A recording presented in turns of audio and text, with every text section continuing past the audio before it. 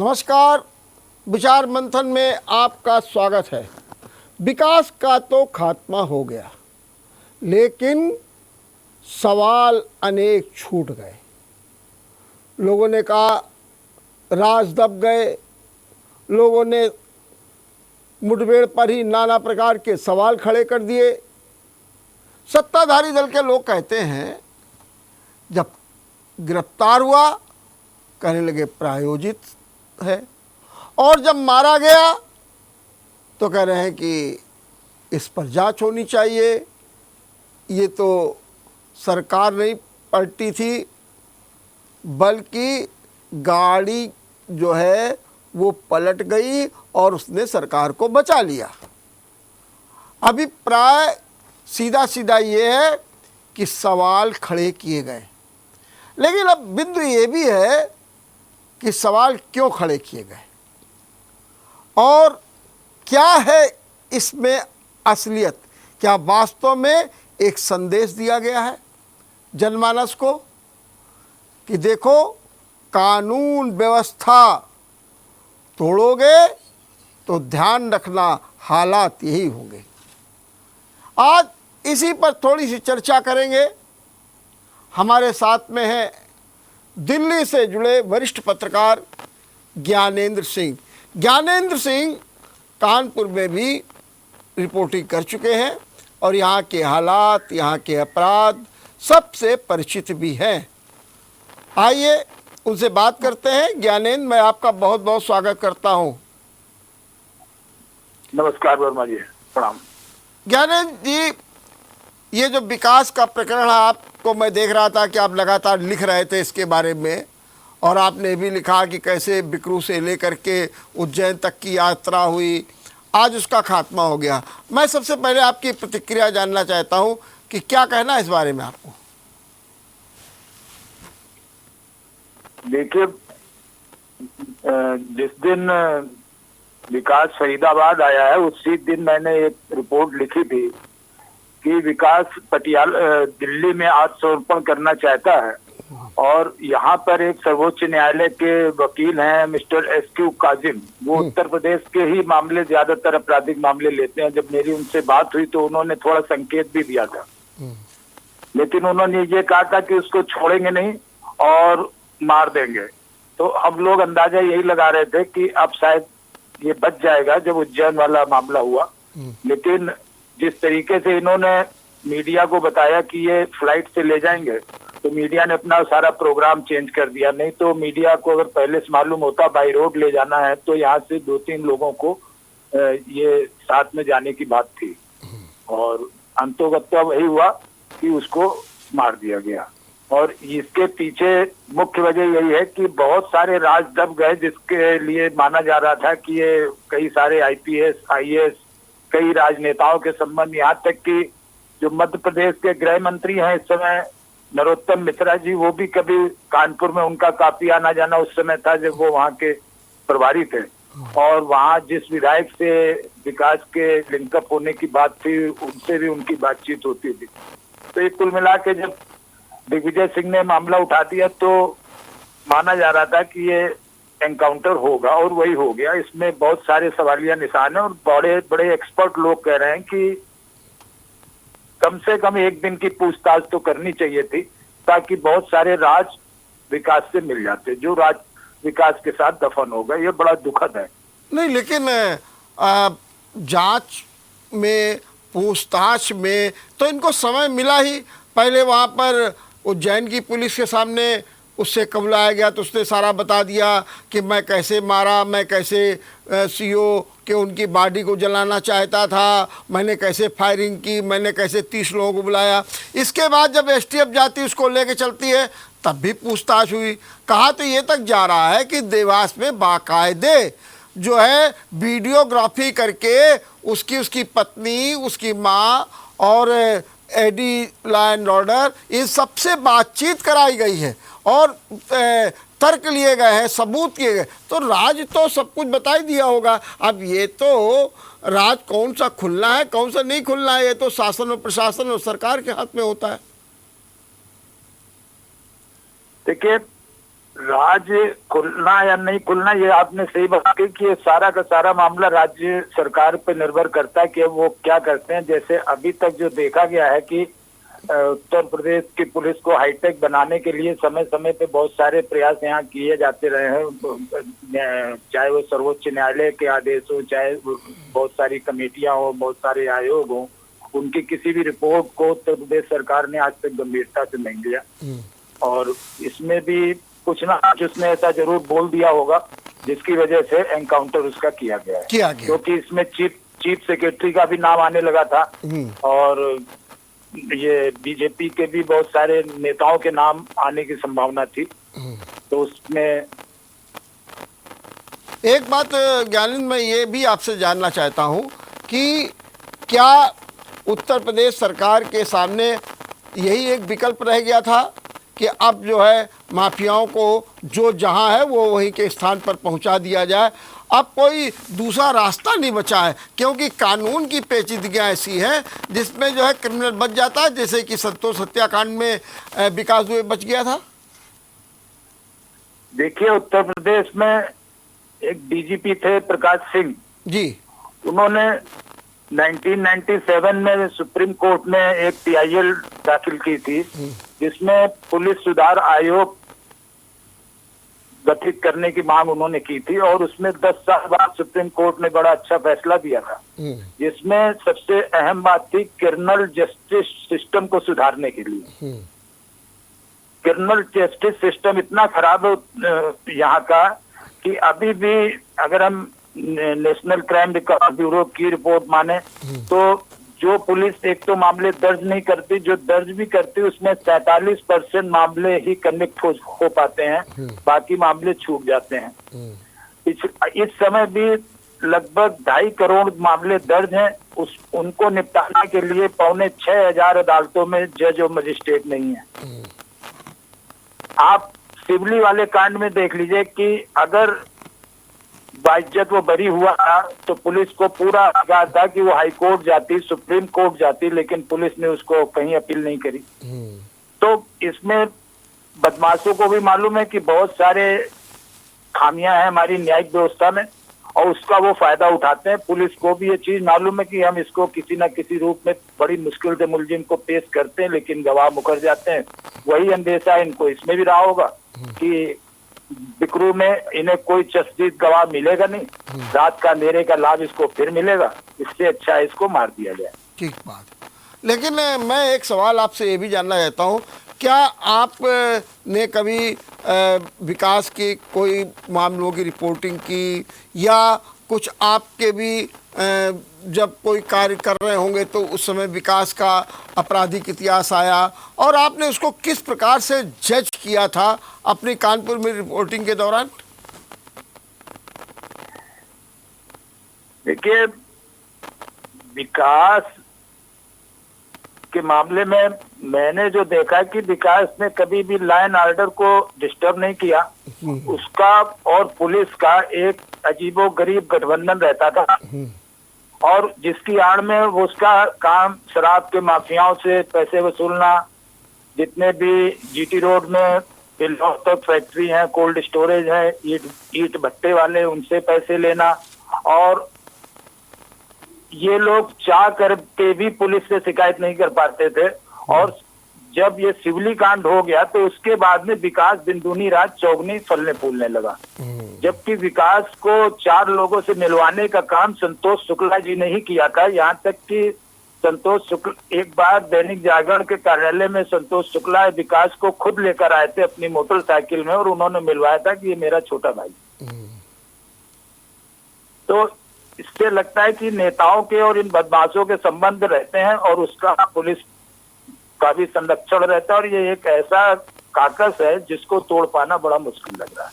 अब अगर यूँ देखा जाए तो विकास में एक खास बात लोग ये भी बताते हैं, जो उसकी क्रिमिनोलॉजी थी उसमें वो सत्ताधारी दल को साथ रखता था।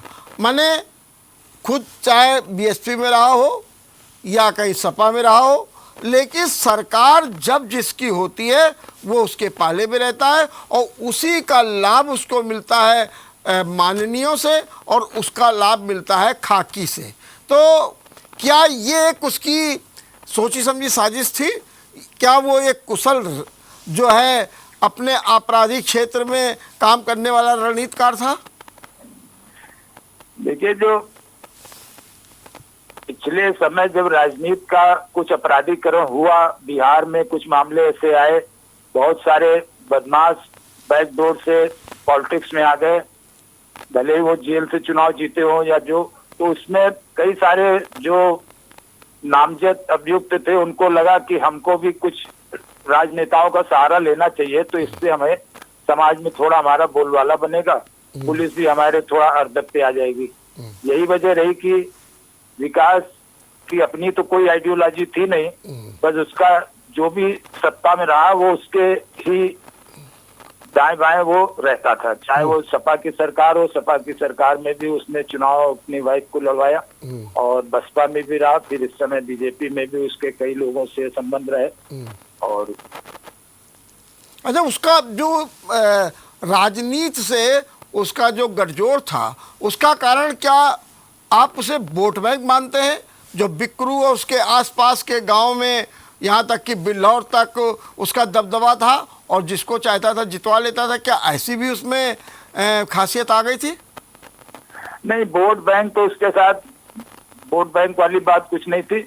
उसके साथ मेन बात ये थी कि उसके साथ कानपुर, चूंकि उत्तर प्रदेश का एक औद्योगिक आर्थिक राजधानी भी कही जाती है, तो उसके बहुत पूंजीपतियों से उसके अच्छे संबंध थे और इनके माध्यम से कई सारे नेताओं को पैसा भी मिलता था चुनाव लड़ने का। इवन इस समय भी हमारी जानकारी में है कि कानपुर के एक बहुत ही बड़े औद्योगिक घराने में के लिए विकास काम करता था और वहां से उसको पैसे मिलते थे।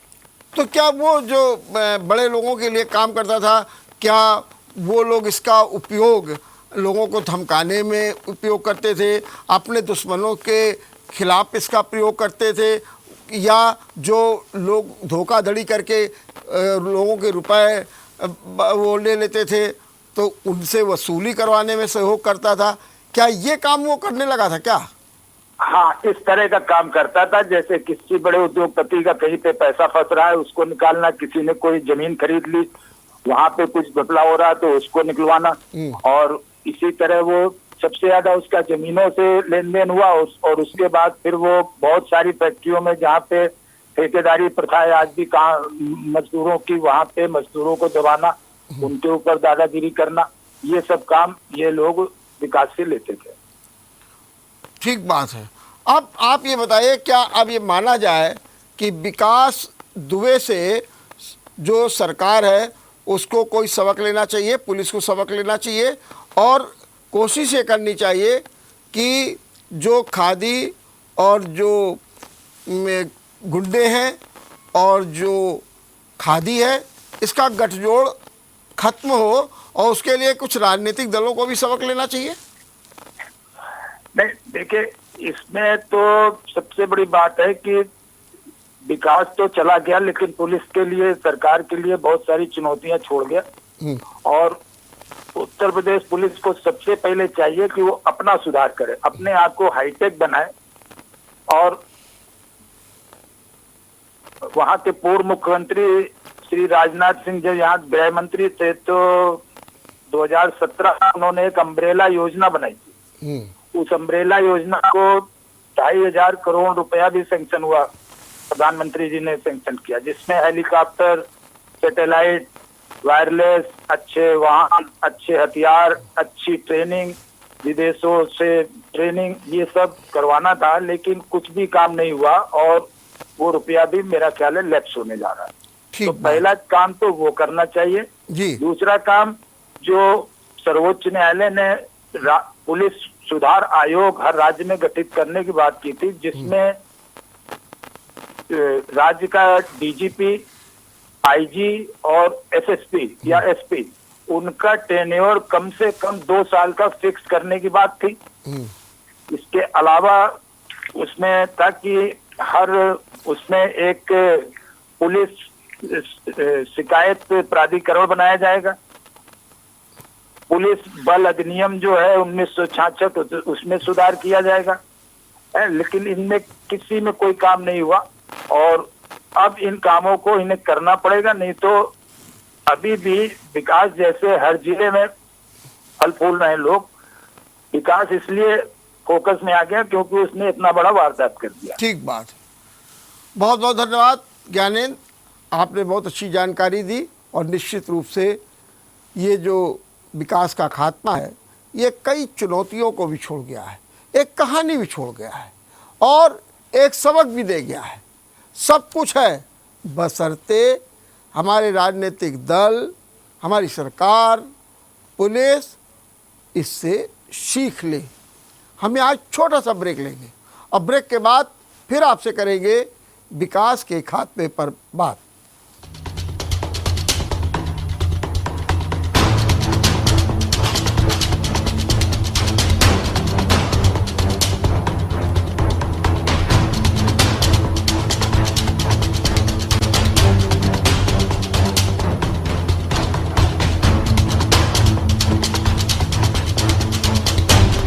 नवासी का शाही अंदाज,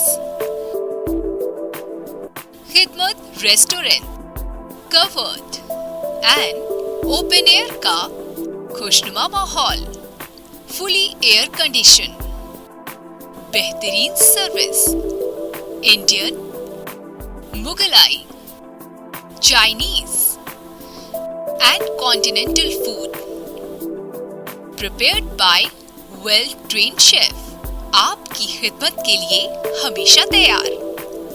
Khidmat restaurant, grand Geet hotels, the mall, Kanpur. श्रीलकन साड़ीज, कानपुर का जाना माना नाम, जिसके पास है डिजाइनर साड़ियों, ब्राइडल लहंगों व साइड लहंगों का नायाब व विशाल संग्रह, जो आपको बना दे दीवाना। श्रीलकन साड़ीज, जो हर खुशी के पल में है आपके साथ, इस बार भी दे रहा है आपको ब्राइडल लहंगों व साइड लहंगों पर फ्लैट 30 से 50% का डिस्काउंट। आपकी खुशी हमारा हक है। श्रीलकन साड़ीज, दर्शन पूर्वा व तिलक नगर, कानपुर।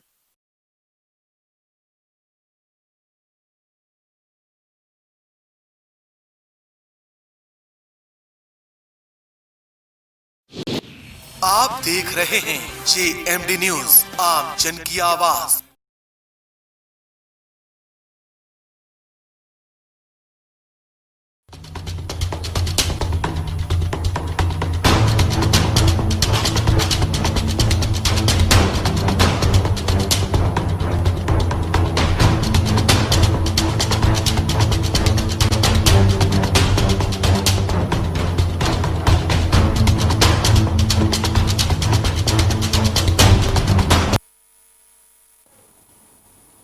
ब्रेक के बाद आपका एक बार फिर स्वागत है।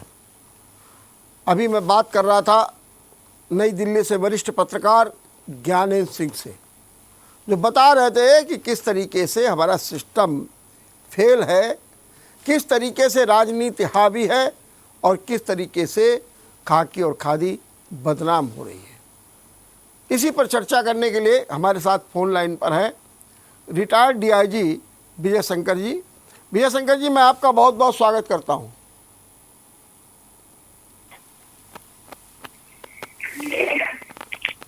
विजय शंकर जी, मेरी आवाज आपको मिल रही है? जी मिल रही है। नमस्कार। नमस्कार। मैं कल आपसे इसी समय बात कर रहा था विकास के सरेंडर को लेकर के। अब आपसे बात कर रहा हूं विकास के मुठभेड़ को लेकर के। मैं पहला आपसे रिएक्शन जानना चाहता हूं कि विकास के मुठभेड़ को लेकर के क्या कहना है आपका? विकास के मुठभेड़ की सुबह जैसे खबर मिली है जी, और जैसे कहा जा रहा है कि लाइसेंस में गाड़ी पलट के उतर के भाग रहा था। अब ये पुलिस की थ्योरी पर कई सवाल भी खड़े करते हैं कि हथकड़ी क्यों नहीं लगाई गई थी, और जो भी पता था कितना दुर्दांत है तो हथकड़ी लगा के रखना चाहिए था। और फिर रिवॉल्वर जिसकी छीनी गई थी उसने रिवॉल्वर ऐसे तो रखा था कि कोई छीन ले, उसके साथ सिलिंग कार्ड वगैरह क्यों नहीं लगा रखा था। तरह तरह की बातें हैं, लेकिन फिलहाल जब तक की कोई विपरीत चीज सामने ना आ जाए तब तक तो कुछ नहीं कहा जा सकता। हम यही मान के चल रहे हैं ये मुठभेड़ सही है और भागने की कोशिश कर रहा था। जी, लेकिन वो मुठभेड़ को लेकर कई सवाल भी उठ रहे हैं।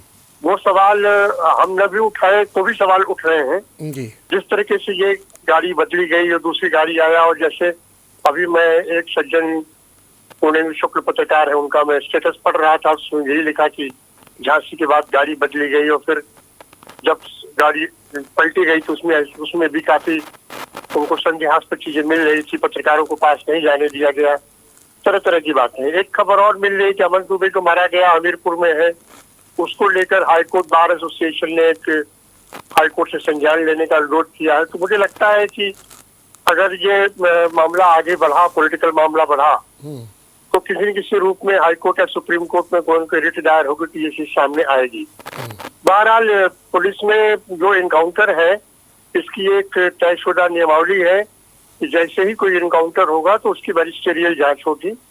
निश्चित रूप से इस इनकाउंटर की मजिस्ट्रियल जांच होगी, मुकदमा कायम होगा और उसकी तफ्तीश होगी। तो अब सब कुछ डिपेंड करता है कि मजिस्ट्रियल जांच में अगर ये संदिग्ध मामला पाते हैं तो फिर अग्रिम कार्रवाई होगी, नहीं तो फिर इस मामला समाप्त हो जाएगा। तो अभी कुछ कहना जल्दीबाजी होगी। जल्दबाजी। लेकिन मैं आपसे कह रहा हूँ कि जहाँ तक मजिस्ट्रेटियल जांच है उस पर तो सदैव सवाल खड़े होते रहे, कहते वो तो एक खाना पूरी होती रही है, ये आप मानते हैं?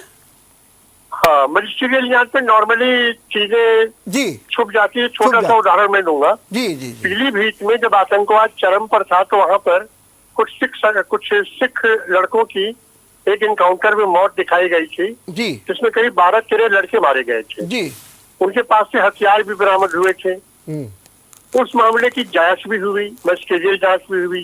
हंगामा मचा तो हाईकोर्ट के जज ने भी उसकी जांच की। जांच में सब सही पाया गया। बाद में एक PIL सुप्रीम कोर्ट में दायर हुई जी और सुप्रीम कोर्ट में वो जांच जो इनकाउंटर की जो तफ्तीश थी उसने CBI को दे दिया कि आप इसकी तफ्तीश करिए। जी CBI जांच में ये पाया गया कि सारी चीजें गलत थी, इनकाउंटर बिल्कुल फर्जी हुआ है, कहीं से उठा के कहीं पे जाके मारा गया है, कोई प्रतिरोध नहीं था और हथियार प्लांट किए गए थे। लिहाजा उसमें जितने लोग थे उन सब लोगों को आजीवन कारावास की सजा हुई है और वो भी सजा भुगत रहे हैं। जी जैसे ये बात तो आपकी सही है कि जांचें तो किसी लेवल पर भी मैनेज हो जाती है, खासकर मैजिस्ट्रियल जांचें तो क्योंकि वो एक ही साथ काम करते हैं, वो भी सारी समस्या समझते हैं, तो थोड़ा बहुत पुलिस के प्रति फेवर उनका रहता है। जी जी दिक्कत तब होगी जबकि इस घटना की कोई CID जांच हो या CBI जांच हो। हाँ, और लेकिन जैसा चूंकि कि जी जी जी और प्रियंका गांधी जितना हाई या प्रोफाइल जैसे बहुत से जितना हाई नेता प्रोफाइल मामला ये बढ़ गया है, जी जी जी उसमें इस बात की पूरी उम्मीद है, मुझे लगता है जी कि कोई न कोई PIL अगर दायर होगी जी हाईकोर्ट सुप्रीम कोर्ट में तो CBI जांच का ऑर्डर नहीं हो जाता, तब दिक्कत हो सकती है। मेरा एक सवाल और भी है कि जैसा टेक्निकल रूप में लोग बता रहे हैं कि विकास दुबे को उज्जैन पुलिस ने यूपी पुलिस के हैंड ओवर कर दिया, मैंने गिरफ्तारी नहीं दिखाई है, उसे हिरासत में दिखाया गया है। ऐसी स्थिति में कहते हैं कि पुलिस को कोर्ट में भी कुछ नहीं बताना है कि ये गिरफ्तार कर लिया था और वो भाग रहा था तो मार, क्या ये भी एक न्यायिक प्रक्रिया में है? नहीं, हिरासत में लेने का मतलब ही अरेस्ट हो जाता है। जी एमपी पुलिस तो कहेगी कि हमने यूपी पुलिस को सौंपा है। हाँ, सौंपा है। वहां जाके क्या किया ये हमें नहीं पता। जी एक चीज इसमें टेक्निकल प्रॉब्लम आ सकती है जी कि इसके साथ कोई ट्रांजिट रिमांड नहीं था जी या फिर ज्यादा डिटेल में भी कुछ कंफर्म नहीं कि ट्रांजिट रिमांड था भी कि नहीं था जी लेकिन चूंकि ये सभी को पता है तो इस पर सवाल तो उठेगा ही कि आप जो है ले आएंगे तो क्यों नहीं आप सुरक्षित ले आ सके। और जिस तरीके से ये मुठभेड़ हुई है, ये कहानी गाड़ी पलट मार्का मुठभेड़ की कोई पहली कहानी नहीं है जी। ये इतनी ज्यादा घिसी पिटी और फिल्मी कहानी हो गई है, ये छोटा सा बच्चा भी को भी समझ में आता है कि ये तो फर्जी है। अब ये फर्जी है कि नहीं है, मैं पर्टिकुलरली इस मुठभेड़ के बारे में अभी श्योर नहीं हूँ जी। अभी और चीजें साफ हो तो इसके बारे में कहा जा सकता है, मैं जनरल परसेप्शन बता रहा हूँ।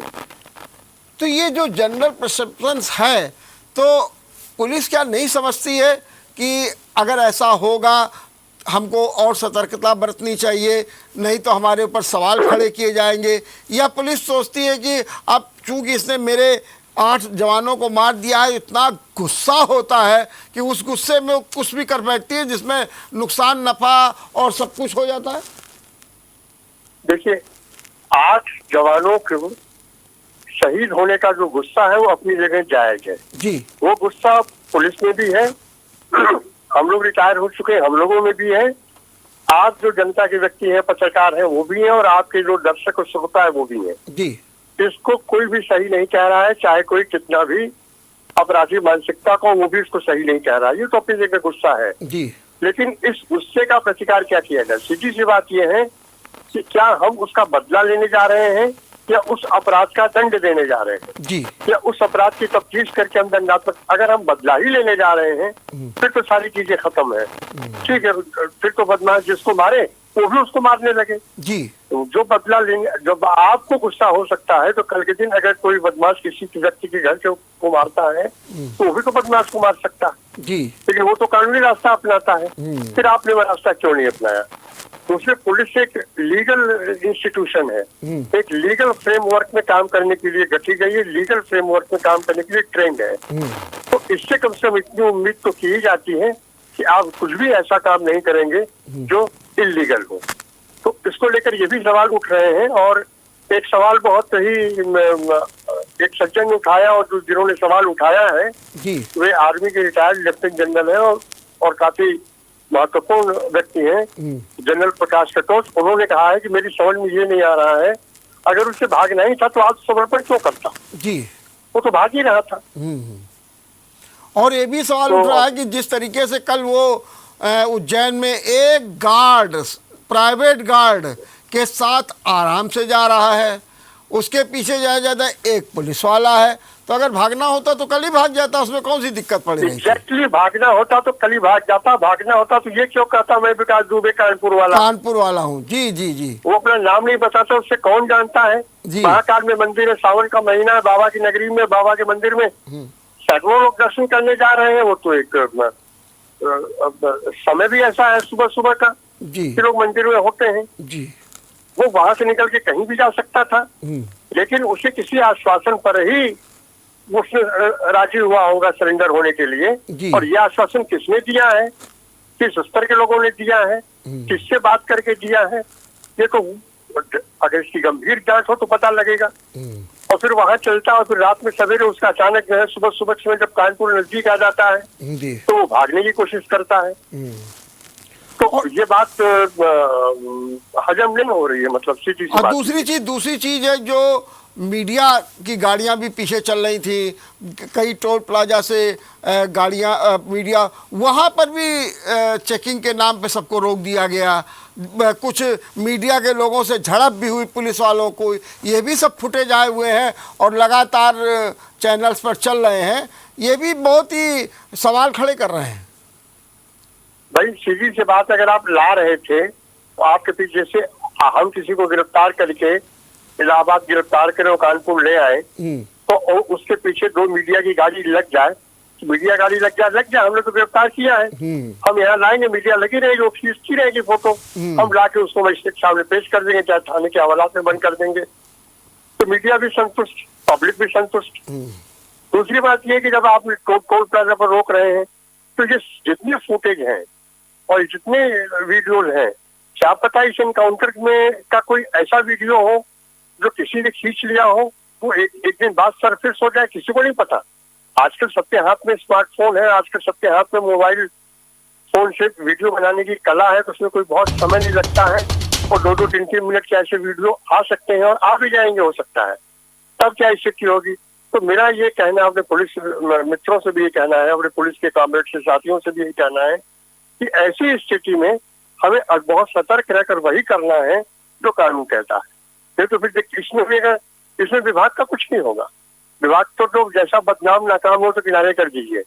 अगर फर्जी इनकाउंटर पुलिस करती है, सब लोग जानते हैं, तो हमारे अच्छे बहादुरी भरे इनकाउंटर भी पहली नजर में पब्लिक को फर्जी नजर आते हैं, जबकि वो फर्जी होते नहीं है।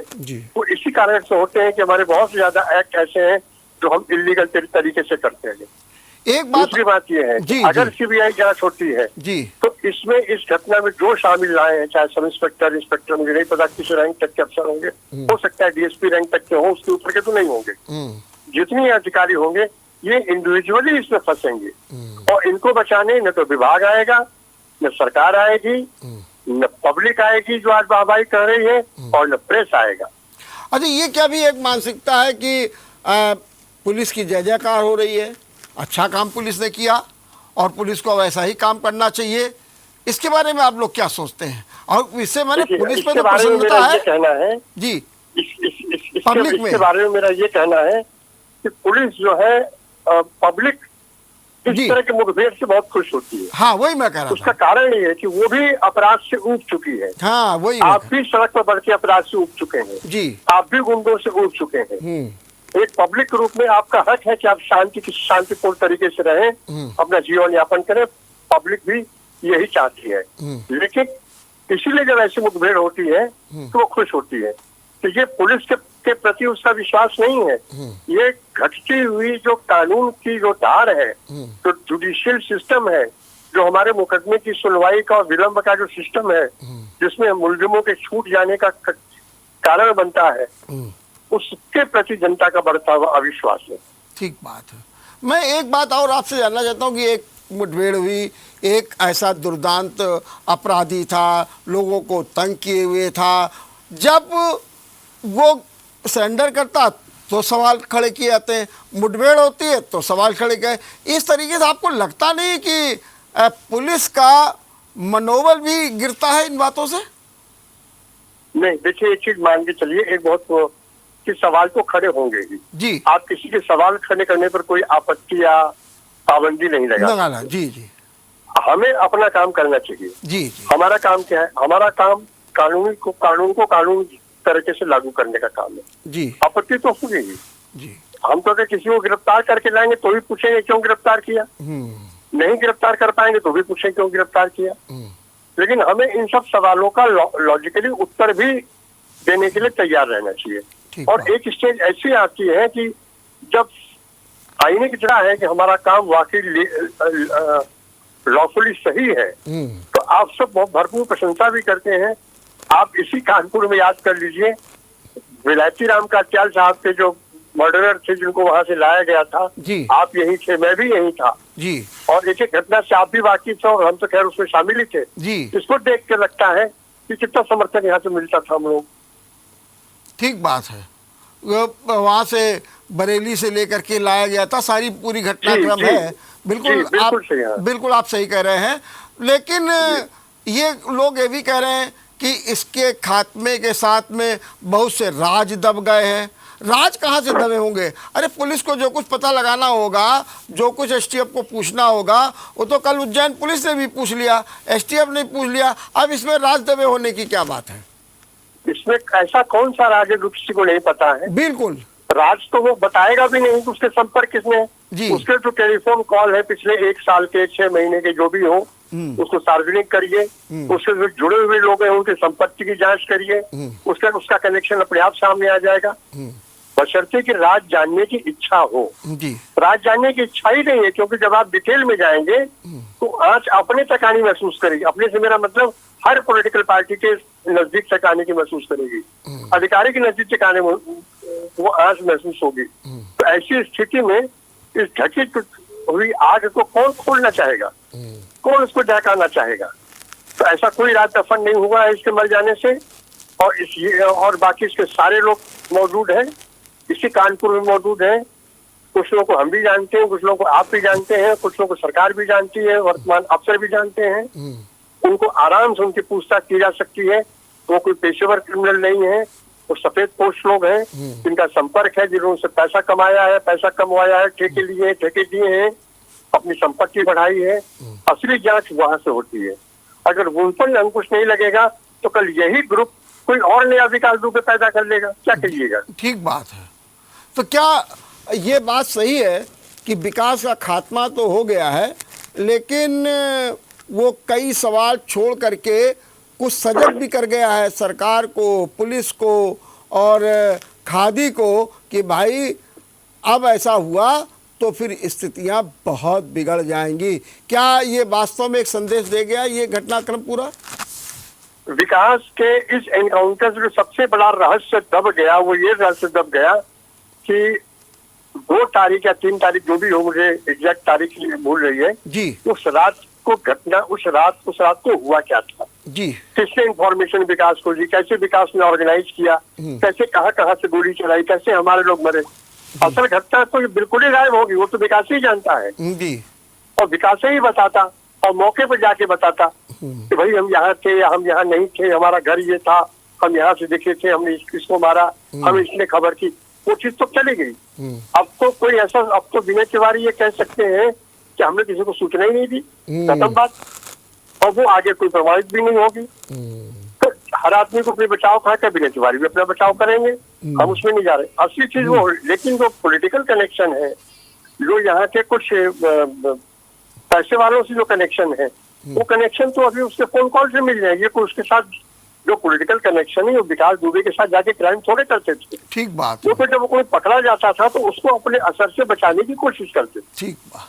तो वो तो फोन कॉल से भी पता चल जाएगा, और ज्यादातर लोगों को अभी 3-4 दिन के अंदर ही पता चल जाएगा, प्रेस से ही पता चल जाएगा। लेकिन इन सब जानकारी के बाद भी क्या सरकार इनके खिलाफ कार्रवाई करने के लिए आगे बढ़ेगी या इसी को एंड मान लिया जाएगा? ठीक बात है, ये बात आपने बहुत सही कही।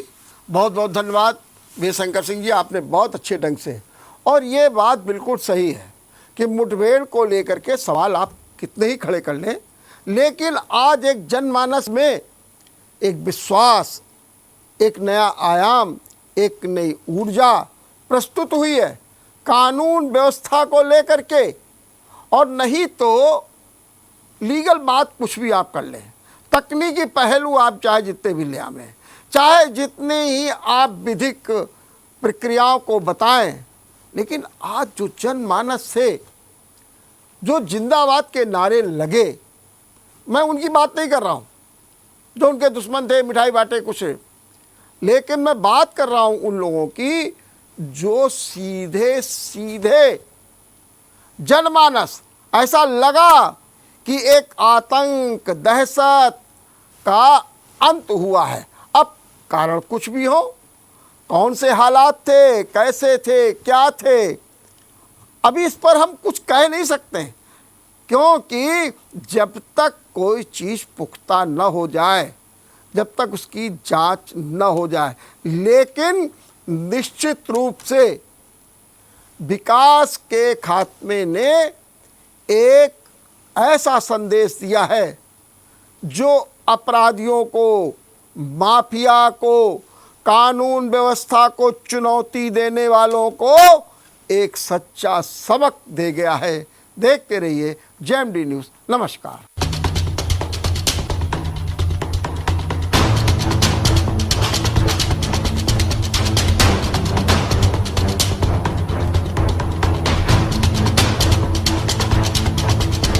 Grand Keith Hotels. Comfort. Luxurious. Exclusive. Excellent rooms and suites with modern facilities. Banquet hall